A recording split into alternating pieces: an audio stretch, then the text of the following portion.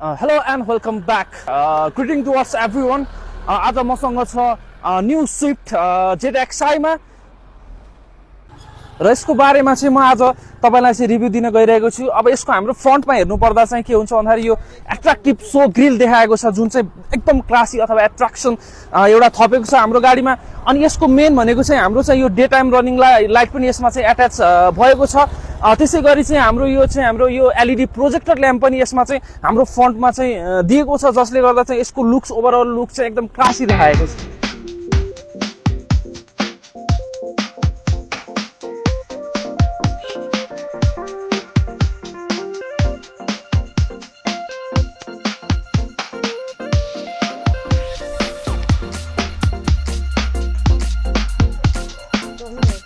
यसको साइड लुक्सको कुरा गर्नु पर्दा चाहिँ हाम्रो यसमा चाहिँ 15 इन्चको चाहिँ एलो व्हील दिएको छ।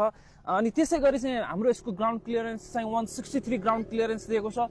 अनि यसको अरू फिचरको बारेमा कुरा गर्नु पर्दा चाहिँ यो हाम्रो एउटा चाहिँ डोर सेन्सर दिएको छ, यो जुन चाहिँ किलेस इन्ट्री पनि भनेर भन्ने गरिन्छ। अनि त्यसै गरी यो चाहिँ हाम्रो इलेक्ट्रिकल्ली फोल्डेबल चाहिँ हाम्रो चाहिँ ओआरबीएम दिएको छ। अनि त्यही ओआरबीएममा चाहिँ हाम्रो चाहिँ के हुन्छ भन्दाखेरि यसैमा चाहिँ साइड लाइट पनि एट्याच गरेर आएको छ, जसले गर्दा चाहिँ यो चाहिँ सेफ्टीको one of the best feature पनि यसमा चाहिँ एट्याच गरेर आएको छ। यसको हाम्रो इनर अथवा हाम्रो ड्यासबोर्डको कुरा गर्नु पर्दा चाहिँ के फिचर दिएको छ त्यसको बारेमा कुरा गर्नु पर्दा चाहिँ one of the best feature भनेको हाम्रो चाहिँ यो पुश स्टार्ट बटन पनि दिएको छ। पुश स्टार्ट बटन यसमा चाहिँ एभाइलेबल छ।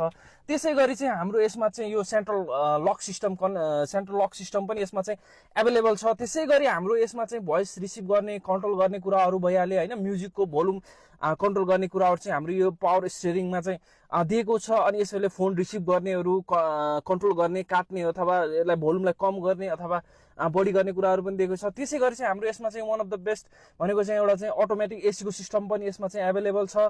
अनि हाम्रो वायरलेस चार्जर पनि यसमा एभाइलेबल छ। त्यसै गरी हाम्रो चाहिँ यो हाम्रो डिस्प्ले छ नि, यो अगाडिको हाम्रो फ्रन्ट डिस्प्ले चाहिँ 7 इन्चको डिस्प्ले हो, जसमा चाहिँ के हुन्छ भन्दाखेरि एप्पल अथवा एन्ड्रोइड कारप्ले सिस्टमलाई चाहिँ यसले चाहिँ सपोर्ट गर्दछ। अनि यो गाडीभित्र अथवा हाम्रो सेफ्टीको फिचर चाहिँ के छ भन्दाखेरि यसमा चाहिँ हाम्रो यो गाडीमा चाहिँ 6वटा एयरब्याग चाहिँ एट्याच गरेर आएको छ। र साथसाथै यसको हाम्रो चाहिँ पछाडि रियर एसी भ्यान पनि दिएको छ। र अनि बोथ एप्पल र एन्ड्रोइडलाई सपोर्ट गर्ने चाहिँ के हुन्छ भन्दा हाम्रो चार्जर पोर्ट पनि दिएको छ। यसको ब्याकको कुरा गर्नुपर्दा, ब्याक भ्यूको कुरा गर्नुपर्दा चाहिँ यो चाहिँ हाम्रो एलईडी लाइट पछाडि पनि एट्याच गरेको छ। अनि हाम्रो यो डिफगर लाइन विथ रियर वाइपर पनि हाम्रो यसमा चाहिँ एभाइलेबल छ। अनि यसको भित्री अथवा इनर को बुटिङ स्पेसको बारेमा कुरा गर्नुपर्दा चाहिँ 268 लिटरको चाहिँ बुटिङ स्पेस दिएको छ, ह्युज बुटिङ स्पेस दिएको छ। त्यसै गरी चाहिँ अनि अर्को one of the best feature भनेको यसको ब्याक सेन्सर पनि यसमा चाहिँ एभाइलेबल छ।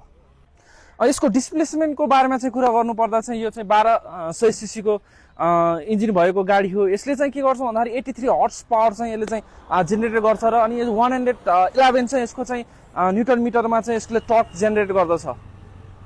एट द एन्ड यसको हाम्रो यो ZXi अप्सनको प्राइसको कुरा गर्नुपर्दा चाहिँ यो चाहिँ हाम्रो 44,49,000 यसको एमआरपी रहेको छ, मूल्य रहेको छ। सुजुकी सोरुम रहेको छ हाम्रो नयाँ बजार बिबी अटोमोबाइल बतास सोरुम।